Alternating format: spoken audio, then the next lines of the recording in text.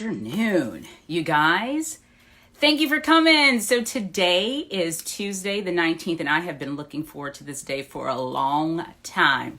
So I have not met this gentleman. His name is Obbie West in person. But right now, how this world is going, I have had the pleasure of meeting him here on Instagram and seeing his work.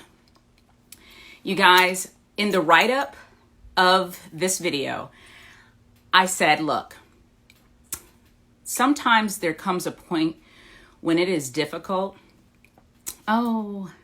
Okay, good. When it is difficult to fully convey to someone, there he is. How beautiful and how brutal is with words. And that's who Obbie West is. I'm like thrilled. I'm a little fangirling over here and giddy. Hey, Obbie, how are you doing? I'm blessed. How are you? Oh man, I am doing so well. I appreciate you giving me your time and energy just to be with you. I'm literally fangirling right now. So sorry. I'll bring it down in a moment. No problem at all. Let me it seems kind of dark. Let me cut a light on. Okay. Can you hear Obbie? Turn up your volume too for me, please. Just on your phone. Okay, it's all the way up. Can you perfect. Okay, you hear me better? Yeah, I could hear you. I could. I just always like to tell the person to make sure it's up. Okay, perfect. I love it. So first of all, Obbie, can you tell us a little bit where you are right now? I know you told me, but please tell us where you are located right now. Las Vegas. I live in Las Vegas, Nevada. You live in Las Vegas, but you're originally from? Los Angeles. Yeah, I'm originally from Los Angeles. I joined the military when I was 17. I left home. Oh, I wow. was gone for 20 years and 9 months. Thank you for serving. Well, thank you for the support. Yeah. Once I retired, I moved to Las Vegas. So that's where I am now. That's where you are now.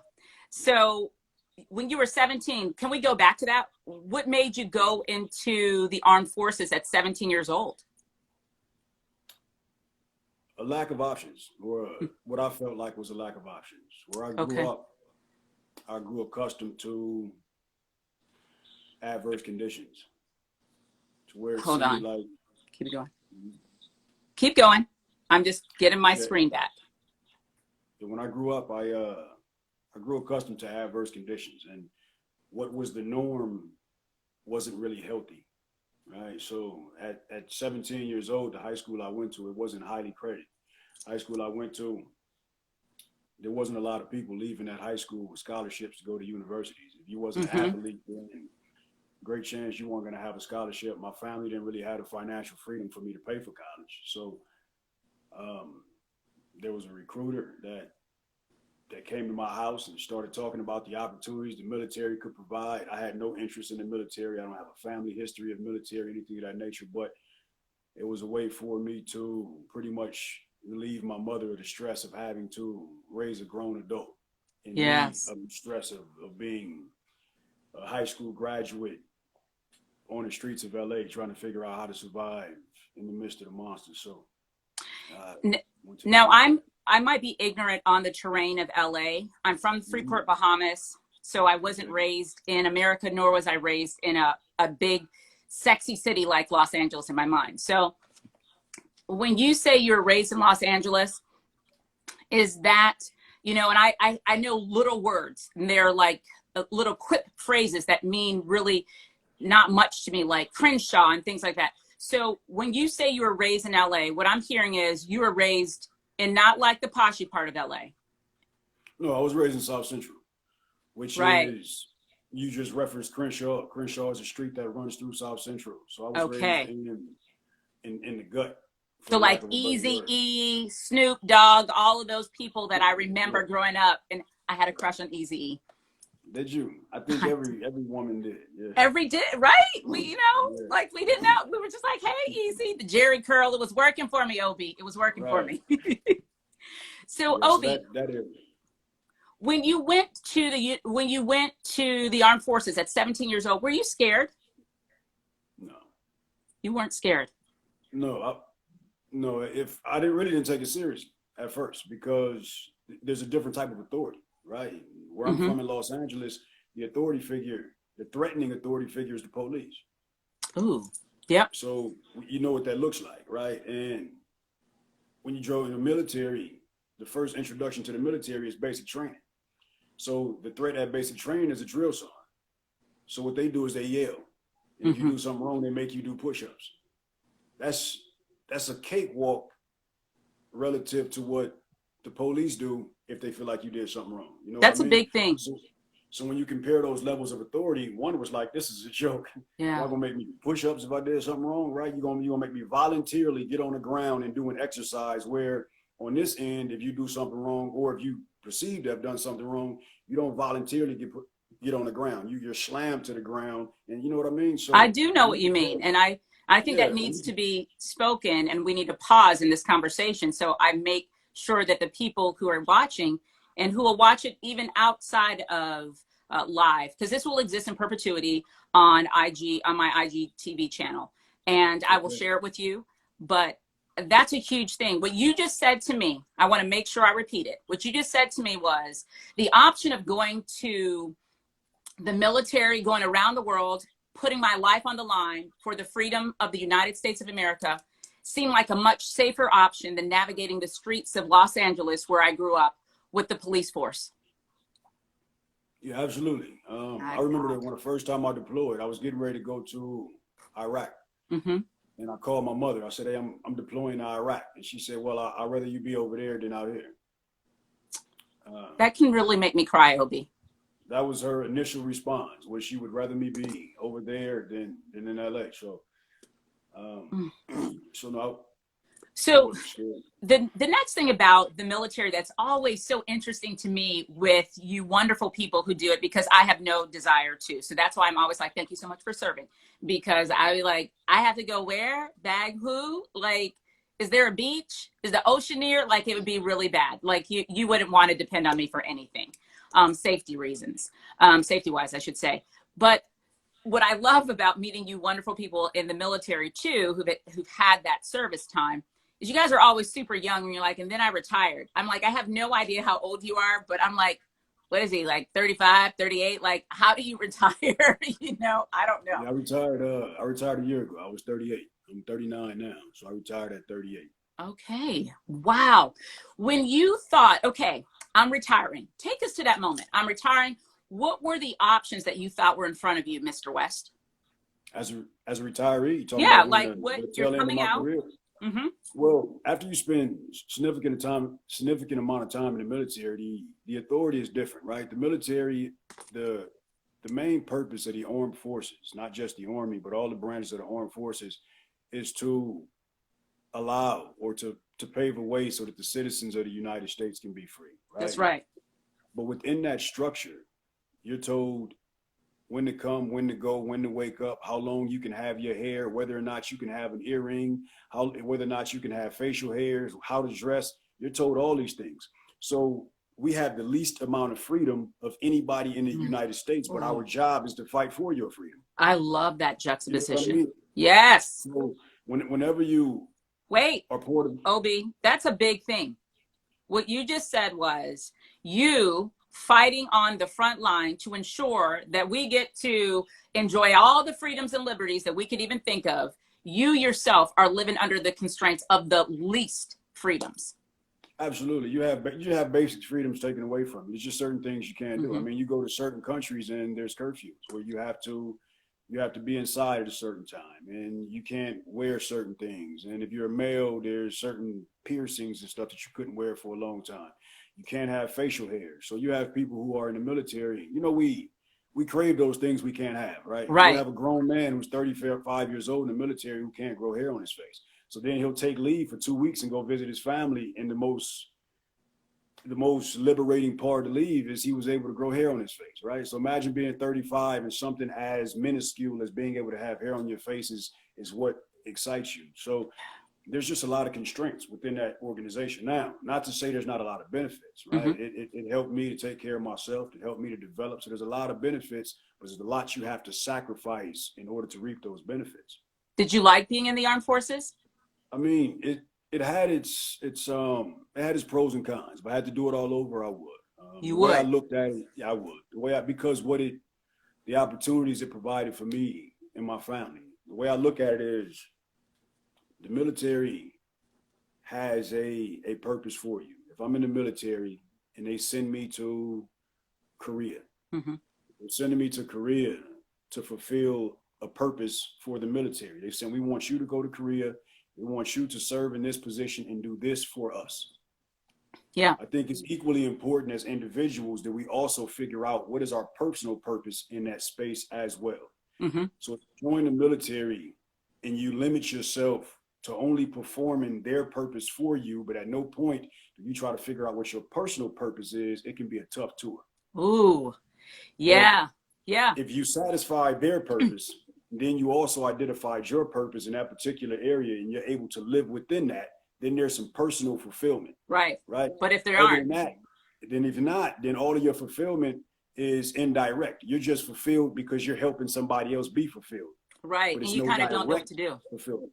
Say again. It seems to me then that you wouldn't know what to do outside of the confinements or the parameters that are over you. If you haven't figured out your purpose and it doesn't Yeah, align necessarily with the purpose that's over you, that could feel like a really untethered space. It reminds me of the movie Shawshank Redemption. You remember when Red gets out and he's I at never saw it. you never saw that movie? Yeah, I don't watch movies. Obbie, you do need to watch that movie though. Okay. But Red gets out of prison. He's been in there for a very long time, and the only job that he gets is bagging groceries. And he keeps asking the manager if he could go, boss man, can I go to the bathroom? And you hear his internal dialogue. He's like, I've been locked up for so long that now that I'm free, he has no idea what to do. I can't even go to the bathroom without asking somebody for permission. Absolutely. Yeah, being institutionalized is a real thing. I mean, there's instances where people who are in prison, who've been in prison for a certain amount of time, and when they're finna get released, they'll commit a petty crime on purpose to get their time extended because they don't want to get out of prison, because they don't know how they're going to, assimilate back into society, right? So if institutionalized is a thing with people in prison, Yeah. then it's definitely a thing when you're working for an organization where you're getting paid. You know what I mean? So there's individuals who I know who put in a request for retirement, and after Mm-hmm. the request was approved, they asked if they can withdraw that request because they were afraid to get out because they didn't know how to function in regular society. Were So you afraid, Mr. Obbie West? not at all. I feel like I spent 20 years and 9 months in the military, but at no point I was in the military, but the military never was able to completely infiltrate me. Ooh, You know what I mean? yes. So you So were one of as the we go, people who the overreaching like alignment of purpose and vision, that wasn't your purpose and vision. It did its work that you needed it, but that wasn't where you saw yourself going for the rest of the duration of your life. absolutely. Mm-hmm. So it served its purpose. Mm-hmm. It benefited me significantly. Great organization, but you have to figure out how to maintain some individualism while you're within that organization. If you don't, and you pretty much sacrifice every inch of you to the organization, then when your time is up, at that point, you have no clue who you are or how to function as an individual. How did you do You've that? given everything to that. I think for me, one is I never felt like it was my purpose in life. And I always felt like it was important for me to know what my purpose was in life. So after figuring that out, even within the confines of the military or within that organization, I still made it a point to live within my own personal purpose. So that when I got out of the military, I already had something waiting for me. And what is that? What is the purpose that you felt calling you? Initially, I thought it was art, right? Mm-hmm. And then I learned that it's not art, that it's I guess you can say philanthropic or Mm-hmm. humanitarian efforts. Yes. And art is just a vehicle that I've been given in order to fulfill that. Tell us some of the So, things you think you care about. What are some of those things that you care about, Mr. West? well-being. If I can just sum it up, well-being for people holistically. I have an extreme passion for anti-abuse. I think the relationship between people, how we treat each other is very important. I think that'll keep us alive quicker than finances will. Amen, brother. Um, Amen. so I just think those things are important. And I didn't I didn't start out understanding that was my purpose, or I was closely aligned with that. But as I started writing, when I first started doing poetry, after a while, you go back and you look over your catalog. And any poet, when they look over their catalog, subconsciously, is going to be composed largely of what they're most passionate about. That's And a right. lot of these topics were about things that were used to help or uplift other people. So when I got out of the military, I told myself, after years in the military, I told myself anything that feels like stress, I'm gonna detach from it. Whether or not that's employment, that's a person, whatever it is. If it feels like stress, I'm not doing it. I'm gonna detach from it. So, and that's what I did. So when I got out, I'm taking notes. I when I got out, I figured out how to use art. And What was it about art that drew you? Like, are you from a family of artists? Were you always no, creative in your youth? I want people to no, hear this because it's your trajectory is brilliant. It is, and it's so powerful. It's so, and while it's unique, I want people to also see themselves in you. It is, we all have this unique path and trajectory. It doesn't look like anybody, but yours is particularly interesting to me right this moment. So tell us, how did you get into art? Like, how did art call you? whether or not it was a part of me as a youth, I don't know. Mm-hmm. Because as a youth, especially when you were in a community that was as influential as the community I was in, all you're looking to do is be a better of whatever it is that you see. Mm-hmm. So if you're surrounded by people who are doing a certain thing to make money, you just want to be a better one of those. But Right. at no point do you feel the financial freedom to be a better something else that you haven't seen. You Right. know what I mean? You Yes, need I the do. approval. You feel like you need an approval to do that. If no one else around you is doing that, you're not that approval doesn't exist. So art 100%. was never so art was never a part of me growing up for that, because people around me, that's not what they were doing. That's right. They're So playing when ball. I say again, They're either playing like some sport, and if you aren't an athlete, or maybe I don't know, like I don't know how it was in Crenshaw, but I know how it became in the 80s and in the 90s in the Bahamas, or you were a drug dealer. yeah, it was some form of hustle, or an athlete. Mm-hmm. I mean, you had a lot of people who were intelligent. They were Here's the very thing. I want to be clear. When I say you're a drug dealer athlete, I actually think that a lot of them are highly intelligent. They just yeah. don't know of the opportunities. Well, You there know? were others who, yeah, I agree. I Mm-hmm. agree. And but there was others who didn't take any of those out either of those routes, Right. and they were just. But a lot of times the opportunities didn't come to the gut of South Central to pick people up and give them scholarships. Ooh. Not just for intellectuals. Now, if you were an athlete or something of that nature, then maybe so. But aside from that, they weren't stopping in the middle of where I was from and scooping people up and giving them academic scholarships. The gut of So South Central.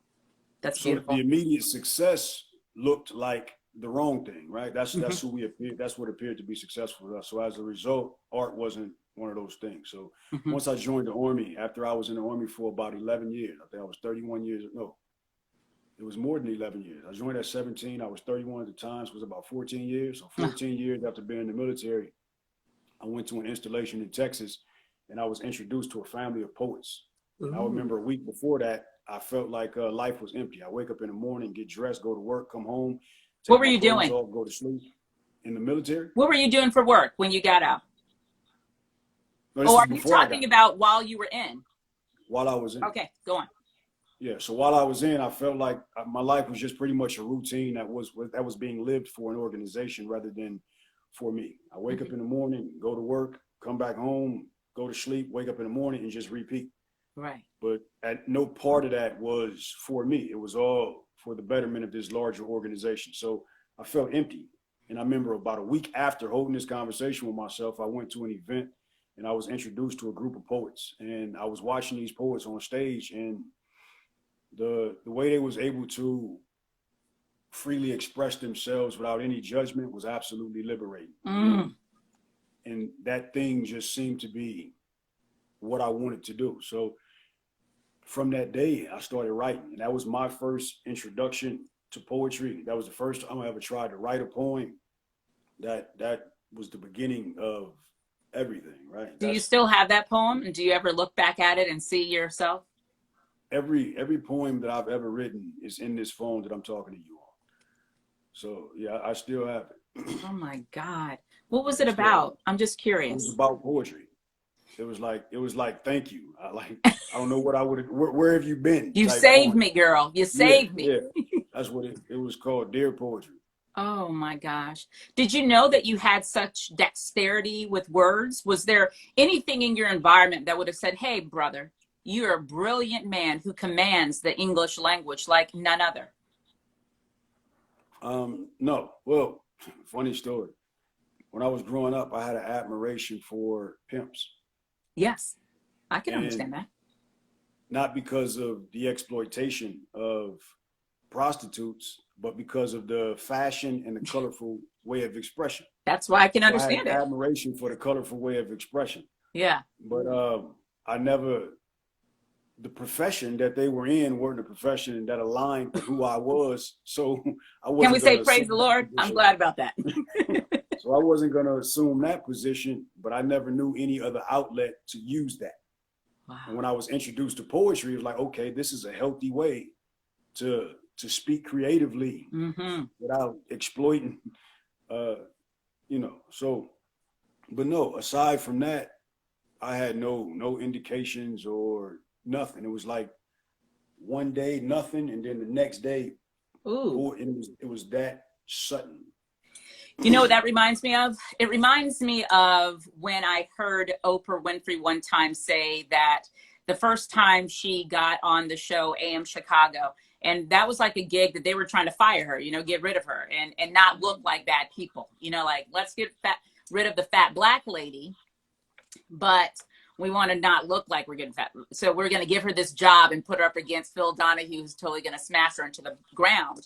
And she says she remembers that day so vividly. When she did that AM Chicago, she remember thinking, wow, this is what I was meant to do. And that's what it sounds like to me. It sounds like you went to this thing, it exposed you to something you didn't even know existed. But the moment you saw it, it aligned with your soul, and you're like, this is what I came for. Yeah, that's exactly how it happens. I didn't grow up doing poetry. That he's like, I didn't I get. grew up I listening to Easy E. I, the, I mean, but this the your thing crutch. about it. Yeah, Now that you occupy this poetry space, you see them as poets. Like they're yeah, they were poets. They were lyrically coming up with emotions and feelings and causing us to feel something from their thoughts and process. That's powerful, and that's right. what your words do for me. Thank you. So once you start writing, you're like, okay, I'm writing. This is my thing. What now, Mr. West? What now? I didn't have a direction for it initially. I was just enjoying the liberation. I was enjoying that I had an outlet that made me feel free, and Mm-hmm. that there were people willing to listen to it. But I didn't have an ultimate goal, or I didn't have a direction that that I needed it, or that I expected it to take me in. So, and that was also something that I didn't create per se. It was something that was sort of shown to me. So Uh-huh. now I'm doing poetry, and I started doing poetry more consistently. I started doing it on a larger scale, and I developed social media pages, and notoriety started to develop. And then one day I was contacted by a lady who was in Alaska, and she Uh-huh. was in charge of an organization that was for sexual assault and harassment. And she contacted me, and we had never spoke before. And she said, "Hey, I saw you on Facebook, and I have a program, and I want to spice up my program. Can you write a poem addressing this topic?" And the poem was pretty much about it was broad. She just said something that addresses sexual assault and harassment. Mm-hmm. My phone, I always wrote in a BlackBerry. My phone was loaded with poems about male victimization, Mm-hmm. child molestation, What rape made you care culture. about that? What made you care about that? Um, that's if I had to trace back, and what I would have credited to is I grew up early as a younger child. I grew up in an abusive household Mm. where I witnessed abuse. Yeah. So at that point, you develop a disdain for that type of behavior. You know how it make you feel. You can only imagine how it makes the person feel who is being abused. So as a result of that, I never wanted to inflict that type of damage on anyone else. Or if I had the opportunity to provide some information that better prepared someone to protect themselves from it, I wanted to do it. But this wasn't conscious when I was writing. Normally, I rarely ever pick a subject and say, today I want to write about crayons, and then sit down and start writing. Right. I can be holding a conversation like I'm holding with you, and you may say something that sparks a thought. And the way you meant it is not how I translated it. I translated some completely different way. And I'll jot that down, just that thought, maybe 5 words. Yeah. And then I'll read it, and then I'll hear another sentence, and then I'll hear another sentence. And at some point that becomes a poem. So then a year later, when you look back, you realize I have all these poems on this topic. So the intent was not to build a catalog that addressed abuse. The catalog was built, and then I recognized it later. So when this lady approached me and asked me to write about this, I already had a poem called Rape Culture. So I took this poem and I manipulated it some. I added some of the jargon in order for it to suit her cause. And I was standing in the airport one day. I just did a voice tag of this poem and sent it to her. And after that, my hands were like, okay, I fulfilled my requirement. I told her I'll do it. And that's it. And I didn't expect to ever hear from her again. It just seemed far-fetched somebody was going to bring me to Alaska to present a poem. And like a year later, she called and she said, hey, remember me? We need you to come to Alaska. I'm like, wait, for what? Right? And she rejogged my memory, and I went out there and I did that poem, addressing rape culture from the perpetrator's perspective. Ooh. Ooh. Yeah, that is once massive. I did that, it just kind of went from there. Wow. From the perpetrator's perspective. Yeah, it's pretty much a poem. I'm explaining to you as the perpetrator why I'm successful in assaulting you. Oh my goodness. That is that I might need to hear that. Oh my gosh. That is really, what was the reception when you gave that poem? I mean, there's a shock factor because a lot of times when in advocacy work, you hear from the perspective of the person, the survivor. You hear from the perspective of the survivor. You rarely ever hear from the perspective of the perpetrator. And one, there's not a program who wants to assume the risk of going to get a reformed perpetrator and bringing them in the forefront and said, talk to us about where your mind was. I actually know one guy who's a reformed abuser. Domestic abuse was what he did, and he's reformed. He goes around and talks about where he was mentally when he used to beat his spouse. He gives people information on signs, what you can see, and how to recognize when these things are developing and how to get away. So he took his once evil and now using it to give back. But as far as a sex offender, I've never seen a program who brings in a sex offender. So I created a poem from that perspective, and I presented it. And at first, there's a shock factor. You have people wondering, wait a minute, is this a perpetrator? Is he defending the perpetrator? Yeah, is he just doing it? So, but then there's ultimately, by the end of the poem, there's a perspective that's lended that allows people to now look at things from a different lens. And that lens now, it becomes a call of action, where now it makes them a little more inspired to go out, and if you see something that don't look right, intervene or make a certain correction or a certain behavior that we have and we don't realize we have that may be contributing to rape culture. It shows us those things that now we can conduct a self-assessment and say, you know what? Let me fix this about me, because I may be the one who's contributing to this mentality that this is healthy consent when it's really not. So that's ultimately that's what it did. Is it drove people to do the self-assessment and see where they personally contributing to this. So there's so many powerful things that you are bringing to light, and I want to make sure that I just encapsulate it in a topic. So what is amazing to me is you're not from an environment that was particularly nurturing, and honestly, until you just said that, I did not know abuse had been a part of your particular history, and you witnessed it. And so you see this horrible stuff. you're a black man in the United States of America. I can envision that you're living in South Central LA, which you've now described to us and told us what type of environment that is. I can imagine that not being an area where one felt like they had just droves of opportunities. You go into the military at a young age, not having had anybody who you came from in terms of lineage that led this way. In this time, you do work under the constructs of this thing, but you dig in to find your reason of being. You knew that that was important. You go to this event and you see an alignment, like, this is what I came to bring. I want that to be clear, because there's not one part of that story that's easy and buttoned up and pretty. But you, sir, have such a pretty soul. And so that just lets me know, I want to just encourage, like, we can create beauty out of ridiculous mess, can't we? Absolutely. I agree. Man, I'm just so amazed by you. So you get out. You get out of the military. You think it's art. You're not sure it's the written word at that point, even though you've been writing since you've been in the military from that wonderful event that you felt an alignment. What do you feel when you're coming out?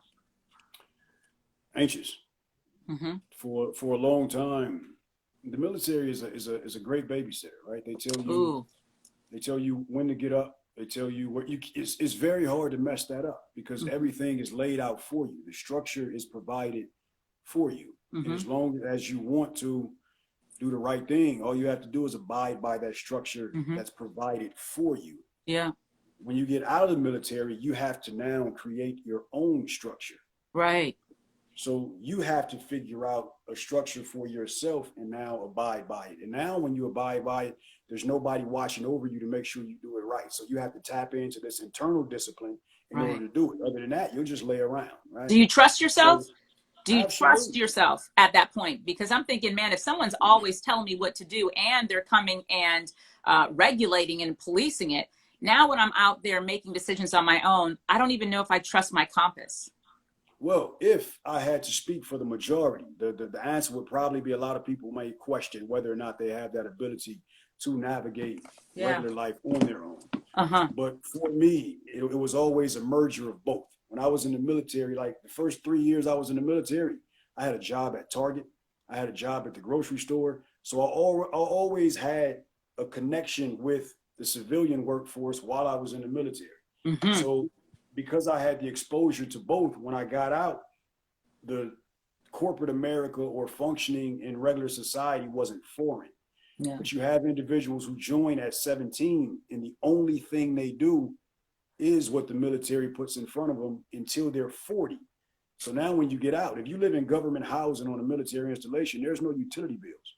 There's no water bill. There's no light bill. There's none of this. So there's not, you don't have the mental awareness to turn the water off when you brush your teeth. You're not expecting a bill. So now you get out of the military at 40 and you have these same habits, and now you receive a utility bill for $400 and you're like, wait a minute, what is this? That is so real. You were never forced to develop those conservative habits because you didn't have a utility bill if you lived on a government installation. So it coddles you to a point to where there's basic life functions that you don't learn. You're a child when you join. Your entire adulthood, you're coddled. So when you get out, you're still a child. Especially in terms of your ability to navigate the larger world outside. Like you just threw up a wonderful, I had never thought about that. You've never gotten a power bill. There's some things that you're great in, right? You may be able to wake up at 5:30 in the morning, but there's some basic things that you never had to develop because those things were provided for you. You know what I mean? So for me, I was always connected with the outside world while I was in the military. So when I got out, those things weren't foreign. While I was in the military, I started to do advocacy through poetry. So the transition out was seamless because I was already doing it on the tail end of the military. So now when I got out, I was able to just turn the knob and do it even more. So it was a blessing for me how it all came about. So what was the first, you get out of the military, what's the first job you take, Mr. West? Well, I never, when you say job, or career? What did you dive into? Like, I literally am trying to see it. Like, I now know that you are you're highly intuitive, and you're also highly in tune with your reason of being. And you've done things that have not diminished your ability per se to enter into the regular world that we all are. So I get that, but I want to know what that looks like. So you come out and you go, where does I didn't get into corporate America at all. okay. I told myself anything that feels like stress or what That's right. someone else is telling me what to do, Mm-mm. wasn't going to do it. So when I got out, I I wrote that established my down. own. Mm-hmm. Okay. When I got out, I established my own business formation. So I created my own business as a speaker, as a facilitator, and I just went around to organizations who needed what I was offering and did independent contracts with these organizations to address these sensitive topics. So since I've been out, I hadn't worked for I hadn't punched a clock at all. It's all been an independent venture where I just started my own business formation, Words of West LLC. And pretty much that's what I do. I just travel around and do independent contracts addressing. Well, that is the thing. I wasn't necessarily thinking it meant that you went into corporate America, but I just wanted to know what it looked like. And what it looked like is pretty badass. You got out and you created your own company and were completely committed to fulfilling a need that you knew people needed. And that's what I always want people to hear that, because the space that you hold did not exist. You had to carve it out. No one said to you, hey, by the way, can you create this company, Words by West, that is able to be a consulting, it's able to speak and change lives. No one said that. You carved it out and you created it. Right. That's serious. I love that kind of mind that made you think that you could do that. What made you think that you could do that?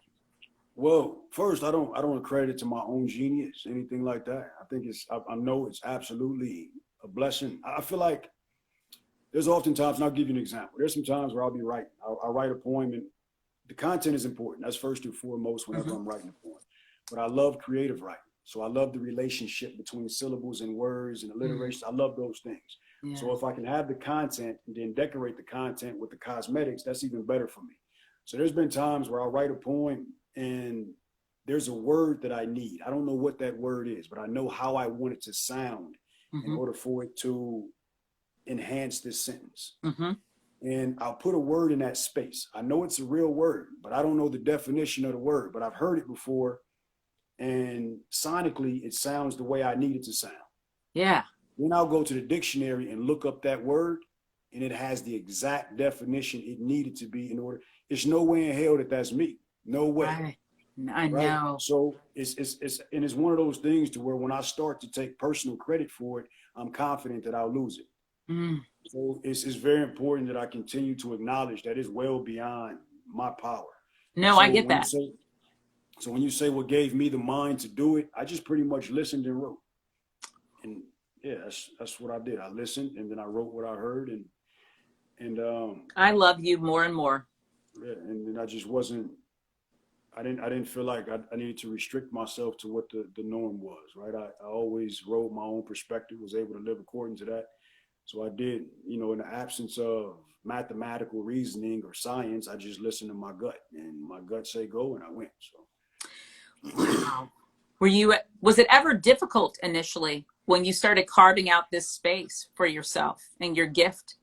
And I love that you said, it's important that I honor it and I recognize where it comes from, because I feel like the moment I stop, I will lose it. That's a beautiful thing. Was it difficult? No. He's like, no. I absolutely feel like whenever you start living within your passion, things that would normally be perceived as difficult don't resonate as difficult. They resonate as necessary, right? If I'm working for someone and I'm not working within my passion, but I'm just working because I've been hired, everything seems difficult. Waking up at 6 o'clock in the morning and getting to work seems difficult. Having only a 1 hour lunch break seems difficult. But when you're working within your passion, you don't even want to go to sleep. Every second so it doesn't bother you now to wake up at 5 and do something that's directly in support of what your passion is. So I think difficult is a lot of things are perceived as difficult whenever you're working outside of your own purpose. But when you're working within your purpose, you're excited to do those things that were difficult for you when you were working for a company. Mm-hmm. You know? Absolutely. So no, nothing has felt difficult. There's been some things that has been time consuming. There's been some things that have been strenuous. Mm-hmm. There's been some things that have been taxing, Mm-hmm. but I knew why I was doing it, so they didn't feel difficult. Did you ever think to stop, Mr. West? Stop what? Right. You know why I'm Try to- asking? I'm asking because I know that there will be people who will listen to this who are at the same place you were when you were that young man figuring out where you were and what you came to this earth to bring. And they can be fearful. They can be scared. Right. And maybe they're about to take the step of transitioning out of the military into the regular world. And they want to eat and they want to live and they want to make a difference in this world, just like we all do and we should. And I don't want them to be discouraged. I want to inspire their hearts that they can keep going. I can absolutely address that. I think a large part of that is at some point you have to have the courage to tune out outside noise. Right? Oh, say that again. You have to have the ability to tune out outside noise. You're going to have a lot of people who are going to project their experiences onto you. So something that didn't work for them, in their mind, it doesn't work, period. Mm-hmm. And if you listen to that, all of these different opinions can become deterrents. Right. And once they become deterrents, now it puts you in a place to where you can't move because this person said this doesn't work. This person says this doesn't work. This person says this doesn't work. So nothing works. So now let me just stay with the organization I'm with where I'm being spoon-fed everything I have and let me not try to figure out how to live within my own. So at some point you have to be able to tune out outside noise. And what makes things easier is a solid plan, backwards plan and say, this is the ultimate goal. Yes. These are all the steps that I need in order to accomplish this goal. This step can't happen until this is done. Did you talk to anybody to get that solid plan together? Did you talk to anybody about what it looks like to create your own consulting company and firm? Like, I'm really trying to take it out of esoteric and bring it to as meaty and this step as possible, because I know that's where I know a lot of people get stopped there, Mr. West. A lot of people get stopped there. So how did you know the steps?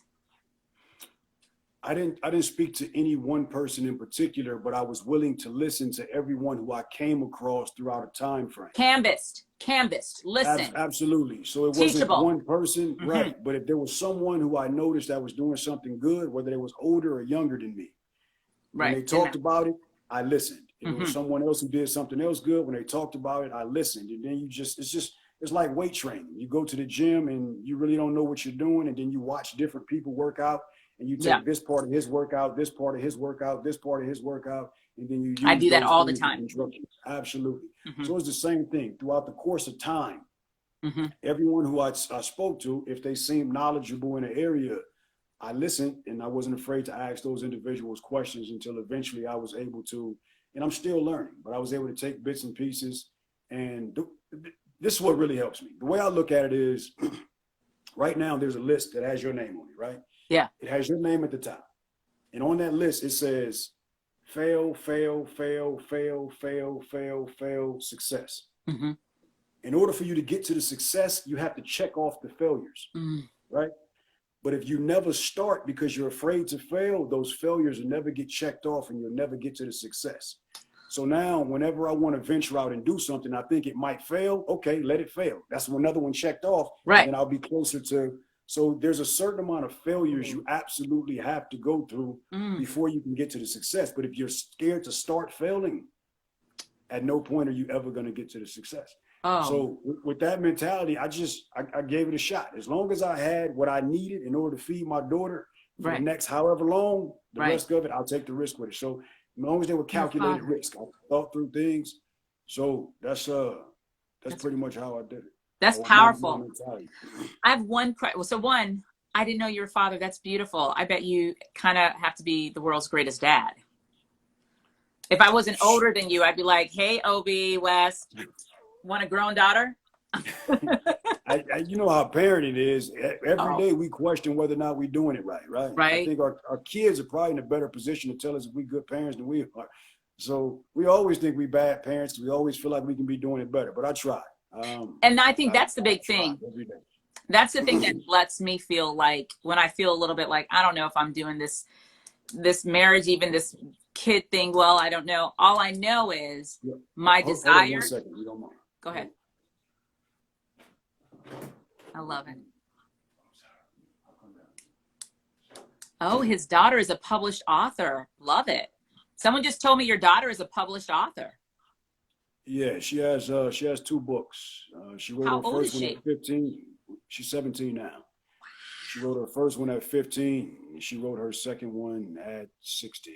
You absolutely, clearly carved that out for her. You made that easy for her to reach and touch. No, no, you did. You did. Okay. Because I'm not saying that she never would have, because you found it, or it found you. But I'm just saying you allowed it to come into her world at a very young and beautiful age. It is what raised her because it was her father. That's a beautiful thing. I want to ask a question. You said something you said you have to have the courage to tune out the outside noise. And I love Right. that phrase. How did you tune out the outside noise? What are some tools or things that you did, Obbie, that helped you tune that out? That's a very good question. Actually, a difficult question to answer. I know it is. Yeah, innately, I'm extremely introverted. Yeah. Um, I so because of that, naturally, I spent a lot of time alone. Mm-hmm. Outside of that, when you listen to a surplus of people, at some point you'll start to recognize that a lot of their opinions are different.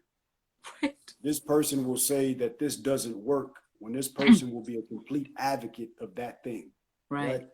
So at some point you realize what works is different per the person. Mm-hmm. So I can't solely depend on what people are telling me. I have to be able to swallow meat and spit bones, take in the things that are important and do away with the things that are not. And at some point, once I have the information I feel like I need, I have to be able to cut everything off Mm-hmm. and and be alone and process it and see how much of it makes sense Mm-hmm. for me. So that was pretty much the mentality, is recognizing that what works is different per the person. In a lot of cases, there's no right or wrong. There's no blanket right or wrong. The right or wrong is per individual. And nobody can tell you what your right is or what your wrong Mm-hmm. is. They can just tell you what worked for them. And then you can take that information, combine it, and then create your own ingredient. You're right, because some people use the very thing that people said don't do that, and that would have been their absolute door to success. Right. Mm-hmm. Right. Absolutely.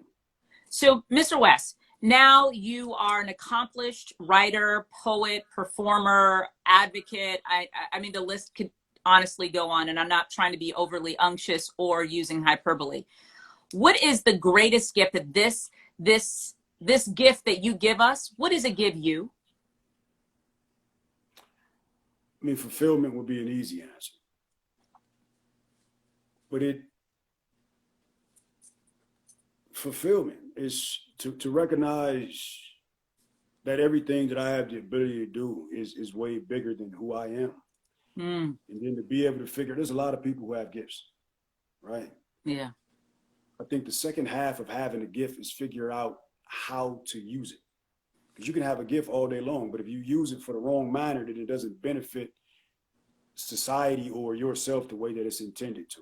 So the fulfillment of knowing or feeling like I figured out how I'm supposed to use what I'm capable of doing. And then there's just an absolute fulfillment in talking to somebody or talking to a group of people, or maybe not even talking to anybody directly, but just putting out information and witnessing somebody go from absolutely unaware and confused to informed or prepared to handle a situation that they weren't previously. And a lot of those situations can be sensitive topics like domestic violence or suicidal thoughts and things of that nature. So to know that you're able to put out something that could better prepare somebody to deal with those things. There's just, I mean, That's beautiful. I don't understand. I don't know how to get any better than that. It don't. It's, It don't. yeah. It don't. That's it. I want to know.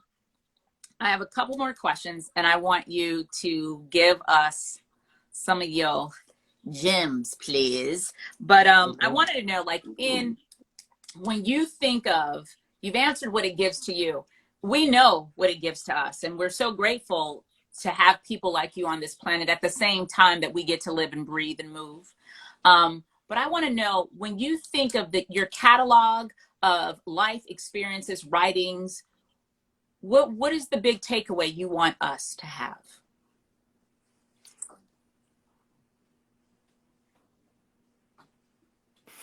Great question. That the biggest takeaway that if at the end of the day, if I was just to unlock my phone and make everything in my phone available, everything I've ever written available to society, I would want them to absolutely know that it was all authentic. And nothing was written for the purpose of receiving an applause, but everything was written for the purpose of being able to help something or something bigger than me. Mm-hmm. So that would like in a lot of arts. Matter of fact, you can go to rap. I love rap. I'm a hip hop head, right? But Mm-hmm. there's a lot of artists who write about the popular topic because that's what's selling the album. Right. Even if what they're saying in there isn't something that they believe in whenever they cut the mic off, right?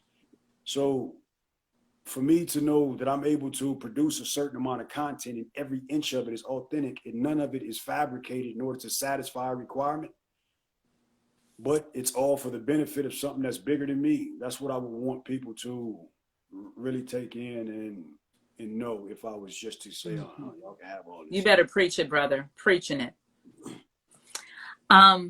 Okay, I would love it. Would you share and give us something that you are feeling, wanting to share? I just would feel so honored.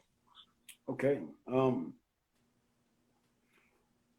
We pump iron to build our bodies large as small buildings. Pecs like twin pyramids, biceps bulging, hard as cedar blocks, backs broad, wide as U-Hauls, seemingly built to haul burdens, strong as an ox. So if you ever see us in a wrestling match with a grizzly, don't help us, help the bear. But we're weak as wet tissue when it comes to wrestling resistance. We couldn't tackle temptation with 4 linebackers and 2 safeties.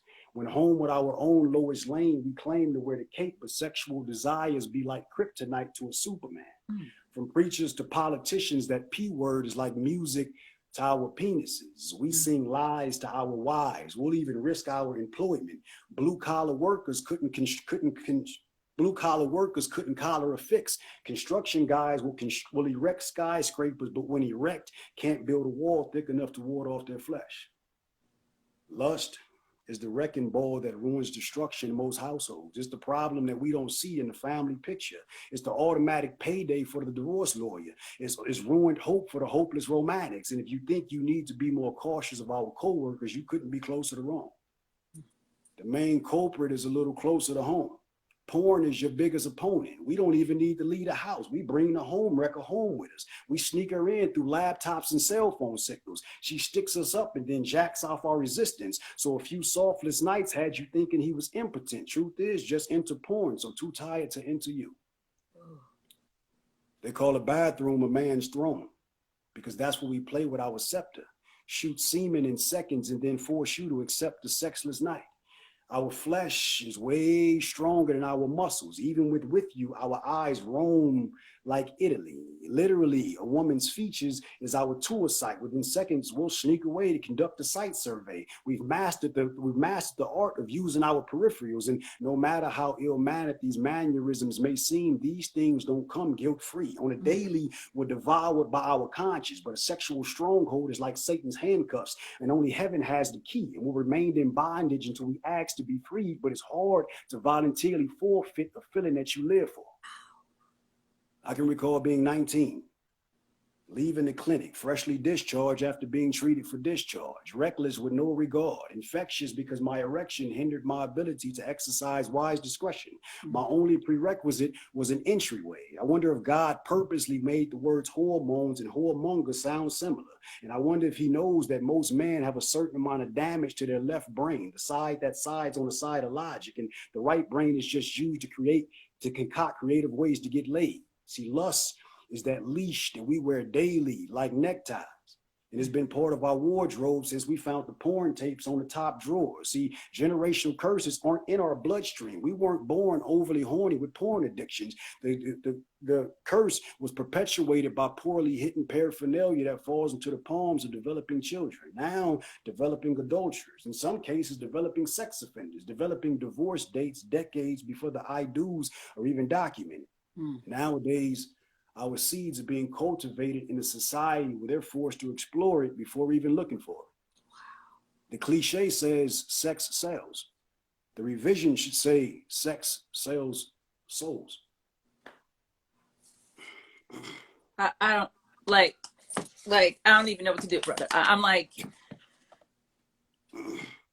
wow. First of all, you took me up mountains. You took me across oceans.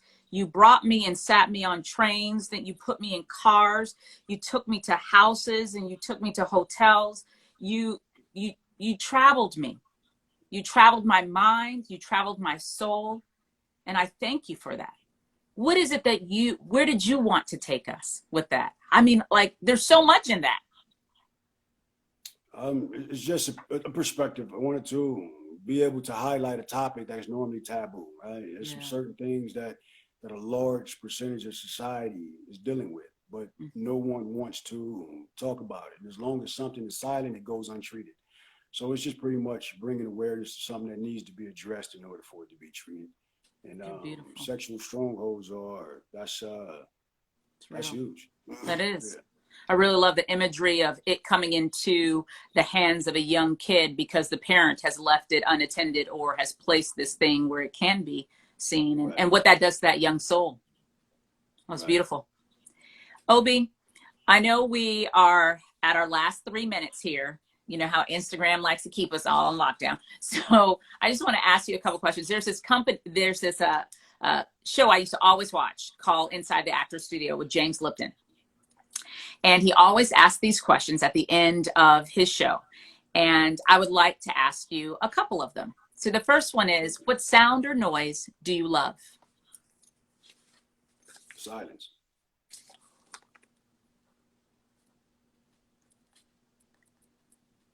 You're the second person who's told me that, and I've asked quite a few. That's a good sound. What sound or noise do you loathe or dislike?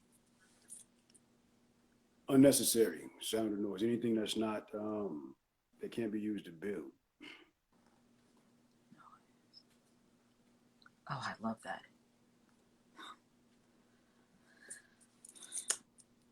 What's your favorite word? Thank you.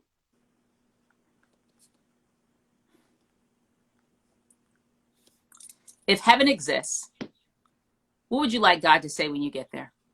Recite a poem. I love it. Recite. I love it, Obbie. So people who know you, yay, you know how to get to him. People who don't know you, how can we learn more? How can we get more of Obbie West? Social media page is at Obbie West, OBBIEWEST. I'm going to put it on.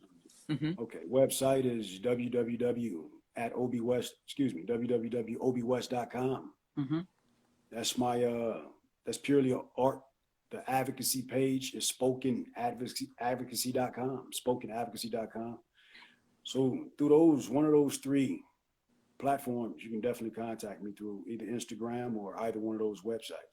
My email address is info@obbiewest.com. So pretty much everything is obbiewest.com or at Obbie West. Is Obbie your real name? No, it's not. It's not even close. It isn't. Dang it. It was a name I made up because I was trying to make a fake Facebook page so I can find a girl who I knew in junior high school. Obbie. So I made up a name, and when I made it up, people figured out it was me and started following me on social media. And then I started doing. It's gonna shut me off, Obbie. Oh, it is. Hold on. We still.